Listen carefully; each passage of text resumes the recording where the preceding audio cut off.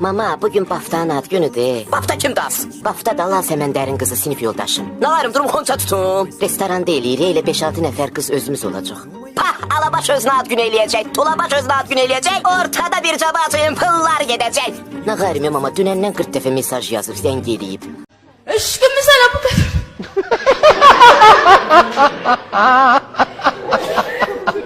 Sizi görüp baba anasız kalasınız.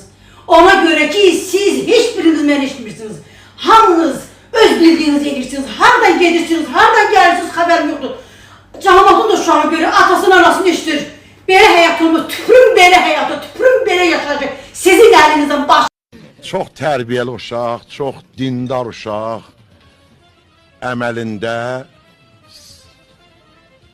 salih, əməli salih, gülərüz, istedadlı. من در خاصیت olur ki insanın hayatı cehenneme döndürür. Kardeş.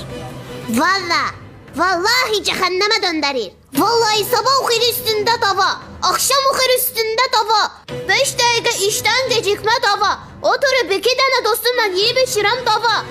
Ay hanım, şalvar alırım dava, dişimi sürtürem dava. Çıxaq çölə. Hakkı, Ha, çıxaq oynayaq. yalan deyirsən, umud vermə, andeş. Haqqı çıxaq parka geyək, hə?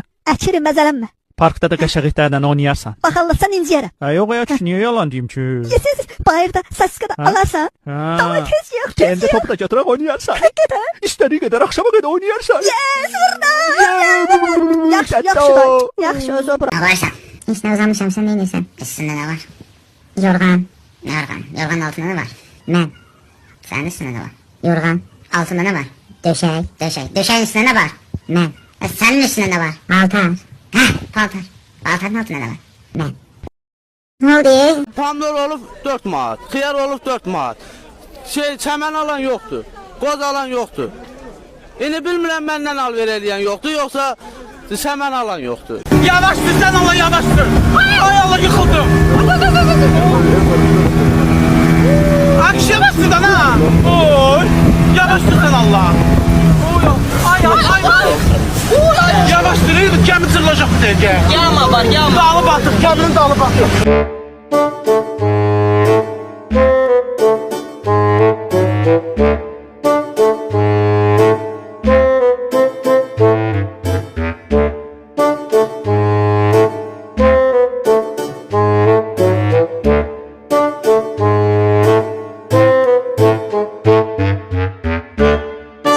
Bana bağırmak mı istiyorsun? Bağır!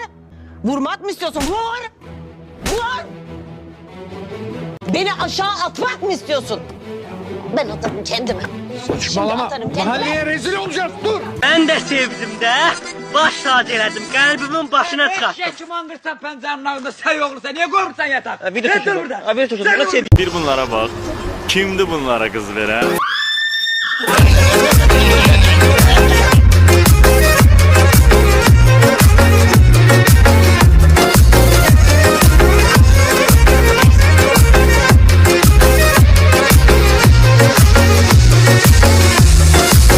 Öz yetişdirdiğiniz bağdan özünüz yeyirsiniz.